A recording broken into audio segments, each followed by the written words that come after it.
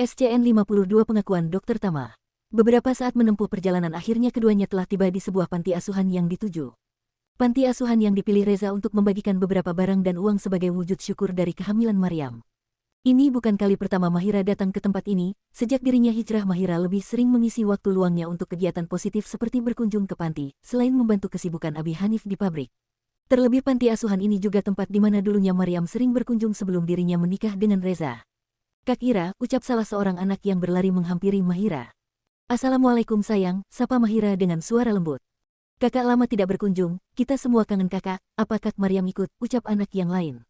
"Maafkan kakak, ada beberapa pekerjaan kemari, jadi kakak baru sempat berkunjung," ucap Mahira, dan Denis hanya memperhatikan dengan kagum interaksi antara Mahira dengan beberapa anak panti tersebut. "Kak Maryam sedang hamil, jadi Kak Maryam belum bisa berkunjung," ucap Mahira dengan suara lembut. Mendengar jawaban Mahira, beberapa anak tampak sedih dan kecewa, pasalnya mereka sangat merindukan Maryam dan berharap Maryam datang. "Jangan bersedih, meskipun Kak Maryam belum bisa berkunjung, Kak Ira janji kakak akan menggantikan Kak Maryam untuk datang dan bermain bersama kalian," ucap Mahira kemudian. "Hori," sorak-sorai semua anak yang berada di sana.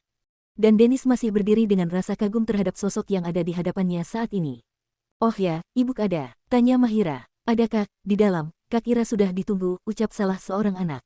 Setelah mendapatkan informasi dan sedikit berbincang dengan anak panti, Mahira dan Denis bergegas menemui ibu panti untuk menyampaikan maksud dan tujuan keduanya datang. Selain untuk bersilaturahmi juga untuk menyampaikan amanah berupa uang dan barang kepada pengurus panti dan juga anak-anak panti. Kedatangan keduanya disambut baik dan hangat oleh para pengurus panti. Setelah cukup beramah tamah dengan para pengurus panti, tiba saatnya bagi Denis dan Mahira untuk membagikan mainan yang telah disiapkan sebelumnya. Sementara itu beberapa juru masak di panti membantu Denis untuk menurunkan sembako dan barang-barang lainnya. Canda tawa dan suasana riang gembira yang ditunjukkan oleh para anak panti di tengah kekurangan dan keterbatasan mereka, namun Mahira sadar jika sebuah kebahagiaan itu sejatinya milik semua orang, tidak terlepas siapapun itu dan bagaimana dirinya, terlebih di masa lalu. Semua orang berhak untuk bahagia. Sejenak Mahira termenung di tengah suasana ramai anak panti yang mengajaknya untuk bercanda dan membagi rasa. "Kak Ira," ucap salah seorang anak yang seketika membuyarkan lamunan Mahira. "Ah iya, ada apa?" ucap Mahira lembut. "Itu teman kakak siapa? Dari tadi liatin kakak terus, pacar Kak Ira ya?" celetuk salah seorang anak lainnya. Mahira hanya mengulas sebuah senyuman manis dari balik cadar yang dia kenakan. "Bukan, itu teman kakak," jawab Mahira dengan suara lembut. "Ganteng lo Kak, cocok sama Kak Ira," ucap lainnya. Mahira hanya membulatkan kedua bola matanya dan seketika menggelitik perut kecil salah seorang anak yang baru saja menggodanya dengan kata cocok. Seketika gelak tawa di antara mereka pecah, dan Mahira pun merasa lega ketika dapat membagi suka dan citanya dengan anak-anak kurang beruntung tersebut. Obrolan di antara mereka cukup menyita perhatian Denis yang tengah duduk bersama ibu pengurus panti. Tak jarang Denis mengulas senyum manis melihat Mahira yang begitu bahagia. "Aku ingin sekali melihat kebahagiaan itu setiap saat," batin Denis dengan tatapan intens pada Mahira. "Apa boleh aku menjaga senyuman itu?" batin Denis lagi. Kesedihan yang dirasakan oleh Mahira begitu tergambar jelas, hingga Denis pun dapat merasakan hal itu. Melihat Mahira dalam kondisi seperti ini, membuat Denis semakin ingin untuk melindungi Mahira, hingga Mahira lupa bagaimana caranya untuk terluka. Tanpa disadari oleh keduanya hari semakin siang, karena terlalu asyik dengan permainan dan canda tawa antara Mahira dan anak panti, membuat mereka lupa waktu. "Kak Denis maaf, Mahira lupa, ternyata sudah siang," ucap Mahira dengan menggigit bibir bagian bawah merasa tidak enak hati. Denis hanya terkekeh mendengar permintaan maaf dari Mahira. "Tidak masalah, lagi pula aku senang," jawab Denis.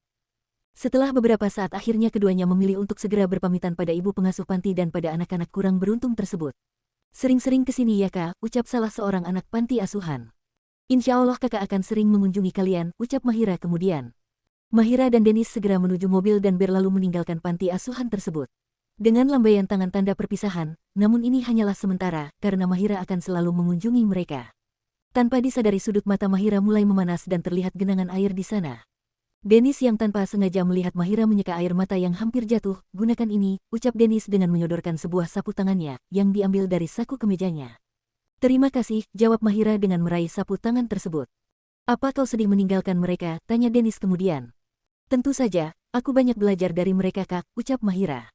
Dan Denis tersenyum melihat hal itu. "Aku tahu itu," ucap Denis kemudian. Mahira tampak menautkan kedua alisnya, mendengar ucapan Denis. "Apa yang membuatmu sakit lepaskan, mengapa harus terus menggenggam kaca jika tanganmu akan selalu terluka?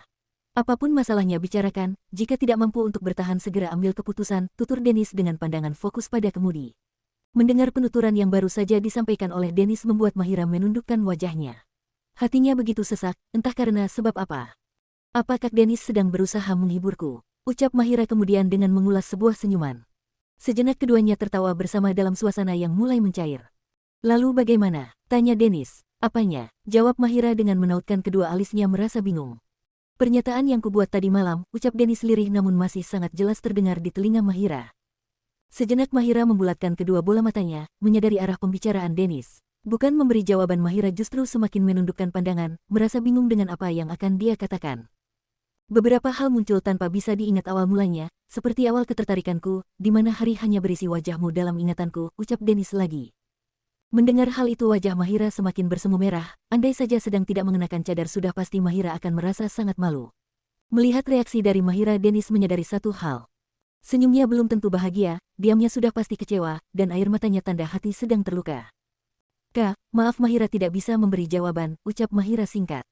Dennis tampak berpikir dengan ucapan Mahira, sejenak mencerna kalimat tersebut, apakah Mahira sungguh tidak dapat memberikan jawaban, atau karena Mahira yang memang tidak menyukainya. Lebih baik Kak Dennis fokus mencari yang lebih baik dari Mahira, ucap Mahira kemudian, karena hanya itu yang dapat dia katakan. Jangan bandingkan dirimu dengan orang lain, tidak ada perbandingan antara matahari dan bulan, karena mereka bersinar pada waktunya yang tepat, ucap Dennis kemudian. Mahira, tidak bisakah kita belajar untuk saling menerima, pinta Dennis dengan suara lirih dan pandangan fokus ke depan. Mahira terdiam dengan sejuta rasa, dan pikiran yang telah melayang entah kemana. Dennis sengaja mengemudikan mobilnya dengan pelan untuk bisa lebih banyak menghabiskan waktu bersama Mahira, karena sudah dapat dipastikan ketika sudah bersama sang bos besar maka waktu Dennis akan habis untuk pekerjaan. Suasana terasa hening karena baik Mahira maupun Dennis hanya saling terdiam. Oh ya, ada sesuatu yang ingin kau beli, atau ada tempat yang ingin kau kunjungi, tanya Dennis memecah kesunyian di antara keduanya. Mahira tampak mendongakkan kepala menatap sekilas sosok yang duduk di sampingnya. Tidak ada, jawab Mahira dengan gelengan kepala. Dennis tampak menghela nafas dalam, menyadari usahanya untuk mengambil hati Mahira gagal.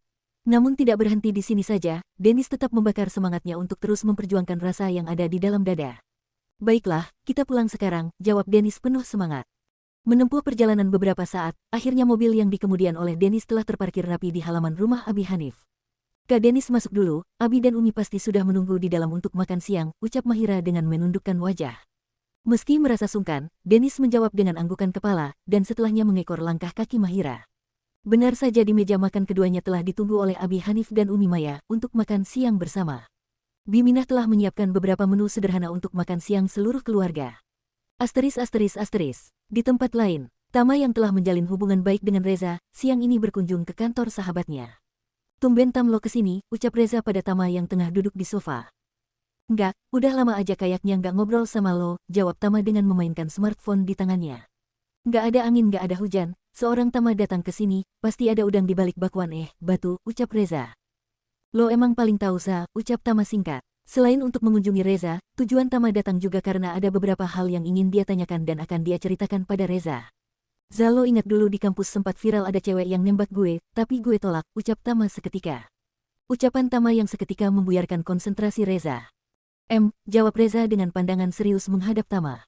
Kayaknya gue mulai jatuh cinta sama dia, ucap Tama. Reza tampak menautkan kedua alisnya dengan rasa penasaran. Gue pujangga di mabuk cinta nih, goda Reza. Tapi gue seneng sih, jadi gue gak perlu khawatir lo nguber bini gue, celetuk Reza kemudian.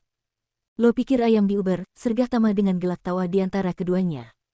Emang siapa? Tanya Reza kemudian. Gue malah udah gak ingat siapa yang udah nembak lo, tukas Reza lagi. Mahira, jawab Tama kemudian. Apa? Ucap Reza dengan tatapan melongo dan rasa tidak percaya. Ceka, kayaknya dunia lo sama gue sempit amat, celah Reza kemudian. Maksud lo? Tanya Tama dengan dahi mengerut. Enggak, dia dulu pernah hampir nikah sama gue, tapi gak jadi, ucap Reza dengan suara datar. Tama tampak memicingkan matanya, meneliti kebenaran dari ucapan Reza. Udah tapi gak perlu lo pikirin, ngomong-ngomong lo serius. Sergah Reza lagi. Seriuslah, lo kenal gue kan, beberapa hari terakhir kayaknya otak gue diisi sama dia, ucap Tama dengan santai. Reza tampak menganggukkan kepala. Oke, jawab Reza singkat. Kok oke sih, bantu kek, dia kan kakak ipar lo, tukas Tama kemudian. Eits, kalau soal begituan gue gak ikut campur bro, ucap Reza kemudian.